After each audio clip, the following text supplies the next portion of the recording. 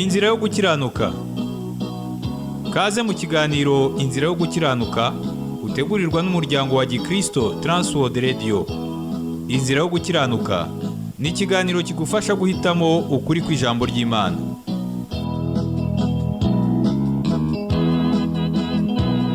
Amahoro abane nawe, ndagusuhuje mu izina ry'Imana, umwami w'amahoro wifuza ko buri wese asobanukirwa inzira yo gukiranuka kandi akayigandukira. Imana yashyizeho iyo nzira kugira ngo ubashe kugirana nayo amahoro nyakuri kandi y'iteka ryose. Nishimiye kukugezaho ikiganiro cya kabiri cyo mu ruhererekane rw'ibiganiro byitwa Inzira yo gukiranuka. Muri ibi biganiro tuzavugamo inkuru z'abahanuzi b'Imana, umwe kuri umwe. Twifuza kandi gucukumbura ibyanditswe byera iby'abahanuzi banditse bivuga ku nzira yo gukiranuka y'Imana yashyizeho kugira ngo abantu bayigenderemo maze bitwe abakiranutsi imbere yayo.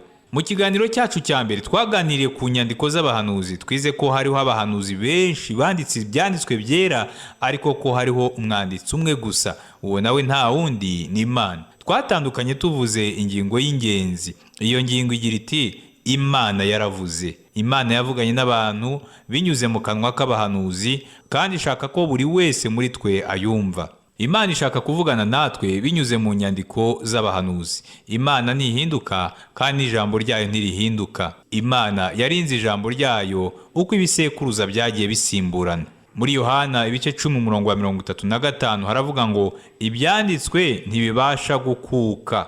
Naho muri Yohana wa mbere ibice 17 hakavuga ngo kandi isi irashira no kwifuza kwayo, ariko ijambo ry'Uwiteka ryo rihoraho iteka. Aya magambo kandi tuyasanga no muri Petero wa mbere igice cya mbere 25. Uko niko ibyanditswe byera bivuga. Uyu munsi tugiye gucukumbura igice cya mbere cyo mu byanditswe byera cyitwa Tora cyangwa Pentateuch. Imana yashyize iki gitabo mu bitekerezo by'umugabo witwa Mose cyangwa Musa mu Cyarabu. Imana yabwiye Mose ibyo agomba kwandika maze Mose arabyandika. Hashize imyaka 3500 Mose abayeho. Tora igizwe n'ibitabo 5 cyangwa ibice 5. Igice cya mbere kizwi nk'itangiriro. Muri icyo gitabo harimo ibice 50. Igitabo cya mbere cyitwa itangiriro, bisobanura intangiriro kuko kivuga ibyabayeho mbere na mbere. Ni ingenzi cyane ko tumenya neza igitabo cya mbere kuko ari cyo rufatiro Imana yashyizeho kugira ngo dushobore gusobanukirwa iby'Imana yavuze mu bindi bitabo bikurikira by'abahanuzi. Mu gihe tuzaba twiga iki gitabo tuzamenya byimbitse ukuri nyako kandi kw'ingenzi. Tuzamenya ibyerekeye Imana n'uko imeze. Tuziga ibyerekeye abamarayika na Satani, ijuru n'isi, inyamaswa n'umuntu. Tuzabona ukuntu icyaha cyinjiye mu isi kikazana kurimbuka n'umubabaro. Ariko kandi tuzasuzuma neza ibyerekeye inzira y'agakiza iyi Imana yatanze kugira ngo abanyabyaha bahindukirire Imana maze bagirane nayo ubusabane bwiza. Mu nkuru za mbere tuzabona abantu ba mbere, icyaha cya mbere n'umwicanyi wa mbere. Tuzasoma ibyerekeye amadini y'ibinyoma yabayeho mbere n'ibihugu byabayeho mbere. Tuzatekereza cyane ku nkuru ya Adamu na Eva, Kayini na Abeli, Nowa n'umwuzure, umuhanuzi w'Imana Aburahamu n'impamvu yiswe inshuti y'Imana. Tuzareba ibyerekeye Ishumayeli na Isaka, Esawu na Yakobo hamwe na Yozefu na bene se babi. Igitabo cya mbere cya Tora kirimo izo nkuru zose n'izindi nyinshi. Nuko rero ndagusaba kuntega amatwi neza kuko igihe cyo gutangira inyigisho yacu ivuga ku byanditswe by'abahanuzi kigeze. Mu gitabo cya mbere cya Tora igice cya mbere umurongo wa mbere dusoma ngo mbere na mbere Imana yaremye ijuru n'isi. Aya magambo yanditse mu itangiriro igice cya mbere umurongo wa mbere. Aha niho tugomba gutangira isomo ryacu mu byanditswe byera kuko ari hano Imana ubwayo itangirira igitabo cyayo. Mbere na mbere Imana yaremye ijuru n'isi. Muri uyu murongo hari ikintu tugomba kwitaho. Niki cyari kiriho mbere y'uko Imana irema ijuru n'isi?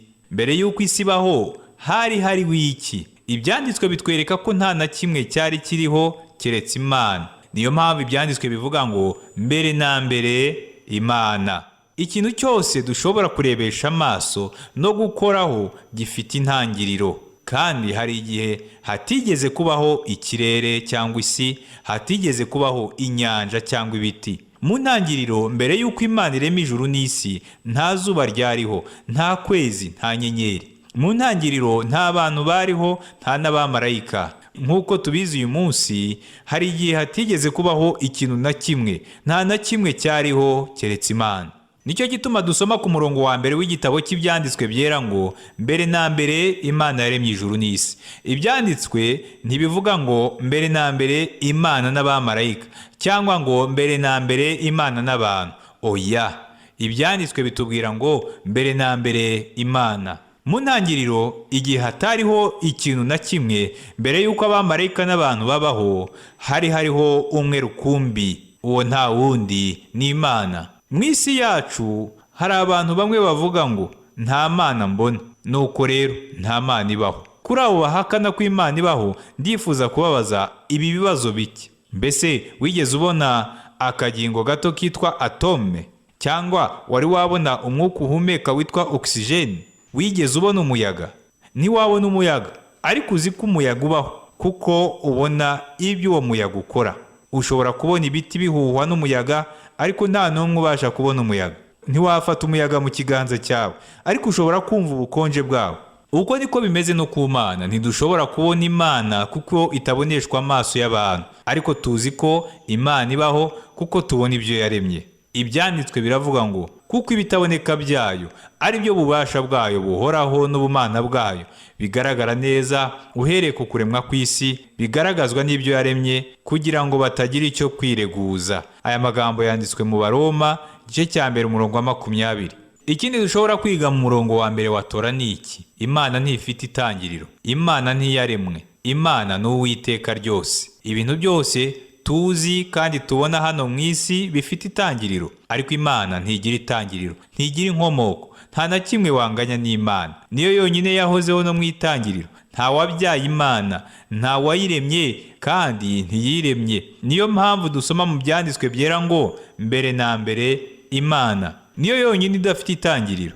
Niyo yahozeho, iriho kandi izahoraho iteka ryose. Uwiteka bisobanura uhoraho, niryo zina rye. Uko ari uyu munsi niko yari ameze kera, uko yari kera niko azahoraho iteka ryose. Imana ntiyigera ihinduka. Hari ikindi kintu dushobora kwiga mu murongo uvuga ngo mbere na mbere Imana yaremye ijuru n'isi. Ni iki? Nuko Imana ariyo nkuru. Imana yaremye byose, iruta byose na bose. Niyo mwami w'ibyaremwe byose. Mu by'ukuri dushobora kwatura n'umutima wacu wose ngo Allahu Akbar. Bisobanura ngo Imana niyo nkuru. Imana ni nkuru koko. Ntacyo wayinganya nayo. Iruta ibiri mu isi byose. Iruta inyanja, umuyaga, izuba n'inyenyeri. Izi byinshi kandi ni inyembaraga kurusha imyuka yose n'abantu bose. Ikwiriye icyubahiro iteka ryose. Nk'uko umwubatsi arusha agaciro inzu yubatse, niko n'Imana isumba byose kuko yaremye byose. Imana ni nkuru. Ibeshejweho n'imbaraga zayo. Ntawe yishingikizaho. Imana ni nkuru kuruta ibintu byose. Nta kikeneye, ntawe ikeneye, niyo nkuru. Twebwe abantu dukenera byinshi. Buri munsi dukenera guhumeka, gusinzira, kunywa no kurya. Dukenera izuba, imvura, ibyo kurya, amazi, kwambara, aho kuba. Dukenera kugira ababyeyi, papa na mama, inshuti, amafaranga n'ibindi byinshi. Mbega ukuntu dukenera byinshi. Ariko Uwiteka waremye byose nta na kimwe akenera. Ntasonza, ntagira inyota, ntananirwa, ntagira umubiri nk'uw'umuntu, ntagira imbibi, ntagira iherezo. Ni Imana ihoraho iteka ryose, ashobora byose. Hano rero hari ikibazo cy'ingenzi twakwibaza. Niba Imana itameze nk'umuntu kandi ntigire umubiri nkatwe, iyo Mana imeze ite? Ibyanditswe bitanga igisubizo gisobanutse neza kuri iki kibazo. Biravuga ngo Imana ni umwuka n'abayisenga bakwiriye kuyisengera mu mwuka no mu kuri. Aya magambo yanditswe muri Yohana ibice 4:24. Imana imeze gute? Imana ni umwuka. Umuntu agizwe n'umubiri n'umwuka, ariko Imana ni umwuka gusa. Umwuka w'Imana ntugira imbibi. Iri hose. Imana iri hejuru ya byose kandi hejuru ya bose. Iri muri byose, ibona byose. Ijoro n'amanywa nicyo kimwe imbere y'Imana. Naho wakwihisha mu cyumba cyawe, Imana iriyo kandi irakureba. Imana izi byose. Imana izi ibitekerezo byawe n'iby'umutima wawe ugambirira gukora. Imana ni nkuru. None se Imana imeze gute? Dushobora gukora incamake y'ibyo twize uyu munsi muri ubu buryo. Imana ntimeze nk'umuntu n'umwe. Imana ni Imana kandi ntacyo wayinganya.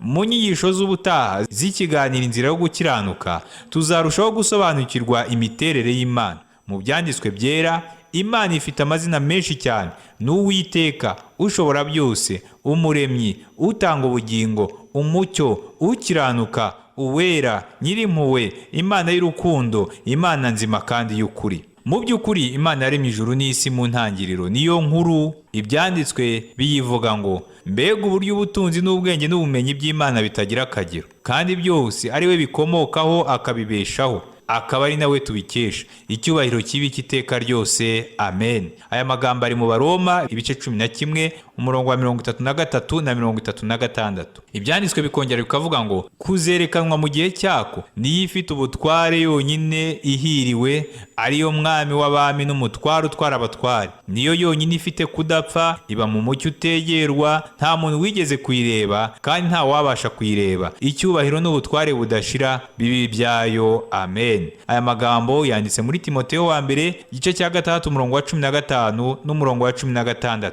Mu kindi gice umuhanuzi w'Imana Mose yahimbaje Imana mu ndirimbo nziza agira ati, baririmba indirimbo ya Mose imbata y'Imana n'indirimbo y'umwana w'intama bati, Mwami Imana ishobora byose, imirimo yawe irakomeye kandi iratangaje. Mugabe w'amahanga, inzira zawe nizo gukiranuka n'ukuri. Mwami, ninde utazakubaha cyangwa ngo ye guhimbaza izina ryawe ko ari wewe wenyine wera. Aya magambo yanditse mu Byahishuwe igice cya 15 umurongo wa 3 n'uwa 4. Imana ni inkuru bitangaje. Icyo nicyo umurongo wa mbere w'ijambo ry'Imana wigisha, aho uvuga ngo mbere na mbere Imana. Nshuti yanjye, reka rero tuzirikane ukuri twumvise uyu munsi. Mbere na mbere Imana. Imana niyo yonyine yahozeho no mu ntangiriro, nicyo gituma ari Imana yonyine yabasha kuduhishurira ukuri kw'ibyabaye mu ntangiriro. Imana yonyine niyo yabasha kuduhishurira ibizaba mu gihe kizaza, kandi Imana yonyine niyo yabasha kuduhishurira ukuri kwayo. Nibyo rwose tuzi ko hariho abantu bavuga ngo ntawabasha kumenya Imana cyangwa ngo amenye ibizabaho. Nyamara ibyanditswe n'abahanuzi bitubwira ko dushobora kumenya Imana kandi tubasha